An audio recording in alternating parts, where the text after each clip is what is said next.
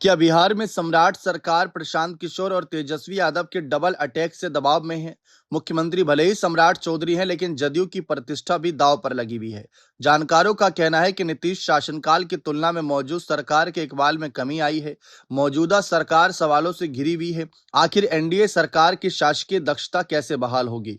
क्या नीतीश कुमार ही बिहार एनडीए को संकट से उबारेंगे? क्या नीतीश सचमुच सुपर सीएम है? आखिर बीजेपी का कोई बड़ा नेता इस मुश्किल घड़ी में बिहार आकर डैमेज कंट्रोल की कोशिश क्यों नहीं कर रहा?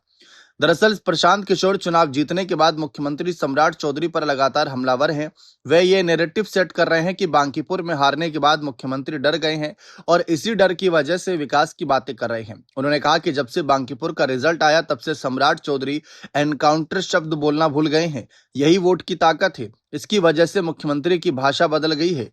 पीके के मुताबिक पहले वे यानी मुख्यमंत्री हाफ एनकाउंटर, फुल एनकाउंटर, गमछा का रंग देखकर पकड़ने की बात करते थे, लेकिन अब ये सब छोड़कर फैक्ट्री, रोजगार मेला और पढ़ाई की बात करने लगे हैं। आपने जनता बीजेपी के 30 साल पुराने किले को ढहा दिया, तो अब सरकार को भी समझ में आ गया कि जनता अपने बच्चों के भविष्य के नाम पर वोट देती है, एनकाउंटर के नाम पर नहीं। अभी जनसुराज माइंड गेम खेलने में भाजपा से आगे है।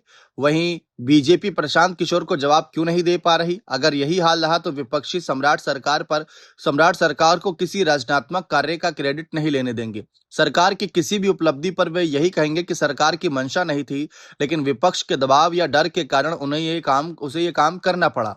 यह स्थिति तो किसी भी प्रकार के अथॉरिटी के लिए नुकसानदेह है। आखिर सम्राट सरकार के पास इस माइंड गेम को काटने का क्या उपाय है? कहा जा रहा है कि बिहार में एनडीए सरकार की साख को बहाल करने के लिए नीतीश कुमार ने अक्टूबर से यात्रा निकालने की योजना बनाई। जनता से सीधा संवाद कर ही कोई सरकार अपनी विश्वसनीयता और प्रभावशीलता कायम रख सकती है। विरोधी का लाख को प्रचार करे, लेकिन अगर जनता साथ है तो कुछ भी फर्क नहीं पड़ने वाला। 2025 के चुनाव में विरोधियों ने नीतीश कुमार के स्वास्थ्य पर सवाल उठाकर उनके अंतिम पारी का जोरदार नैरेटिव चलाया था, लेकिन जन समर्थन के बल पर नीतीश कुमार ने विरोधियों को करारा जवाब दिया था।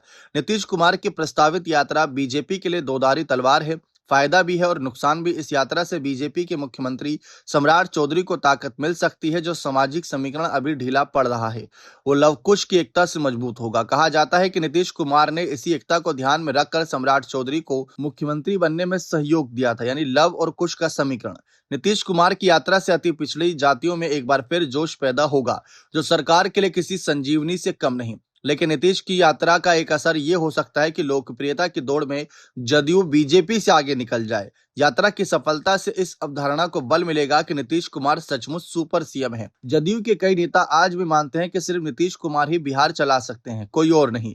अगर यह जनभावना फिर पैदा हुई तो मुख्यमंत्री सम्राट चौधरी की छवि प्रभावित होगी। करीब 46 साल बाद बीजेपी को बिहार में शासन चलने का जो अवसर मिला है, वो निरर्थक हो जाएगा। बीजेपी के बड़े नेता बिहार आकर स्थिति को क्यों नहीं संभाल रहे? पहला कारण तो यह है कि नीतीश कुमार के रहते बीजेपी के केंद्रीय नेता सीधे सक्रिय नहीं हो सकते। इससे बिहार एनडीए में गलत संदेश जाएगा। नीतीश कुमार भले राज्यसभा सदस्य बनकर दिल्ली चले गए हैं, लेकिन बिहार सरकार के वास्तविक मेंटर वही हैं। उन्हीं की नीतियों पर सम्राट सरकार चल रही है।